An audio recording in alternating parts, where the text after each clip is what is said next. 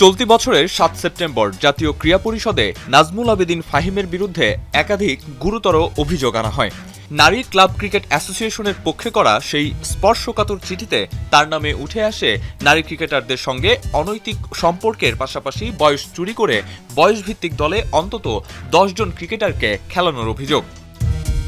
গেল ৯ নভেম্বর এখন টেলিভিশনে অভিযোগের সেই চিঠি প্রকাশ করা হলে ক্রিকেট পাড়ায় চাঞ্চল্য সৃষ্টি হয়। ক্রিকেট সংশ্লিষ্টরা বিষয়টি নিয়ে সমালোচনা শুরু করার পরপরই আরেকটি চিঠি এখন টেলিভিশনের হাতে আসে।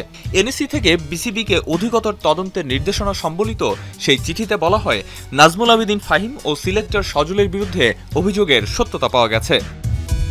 তবে ১৭ সেপ্টেম্বর ক্রীড়া পরিষদ থেকে বিসিবিকে চিঠি পাঠানোর প্রায় ২ মাস পর এই বিষয়ে বিবৃতি দিয়েছে ক্রিকেট বোর্ড, যেখানে বিসিবি দাবি করেছে অনূর্ধ্ব ১৯ দলের অনিয়ম ও দুর্নীতির অভিযোগের প্রেক্ষিতে তদন্ত করে তারা কোনো প্রমাণ পায়নি। আর বিসিবি নির্বাচনজনিত ব্যস্ততার কারণেই জাতীয় ক্রীড়া পরিষদের নির্দেশনার জবাব দিতে বিলম্ব করেছে বলে উল্লেখ করে ক্রিকেট বোর্ড। অবশ্য জাতীয় ক্রীড়া পরিষদের চিঠির উত্তর দিলেও নারী ক্রিকেট খেলোয়াড় কল্যাণ সমিতির পক্ষে আনিত অভিযোগ বা চিঠির বিষয়ে এখনও কোনো বিবৃতি দেয়নি ক্রিকেট বোর্ড। বরং অভিযোগগুলো খতিয়ে দেখার ভার জাহানারা আলম ইস্যুতে গঠিত ৫ সদস্য বিশিষ্ট তদন্ত কমিটির উপর ন্যস্ত করেছে বিসিবি। আরিফুল ইসলাম সাহাব, এখন।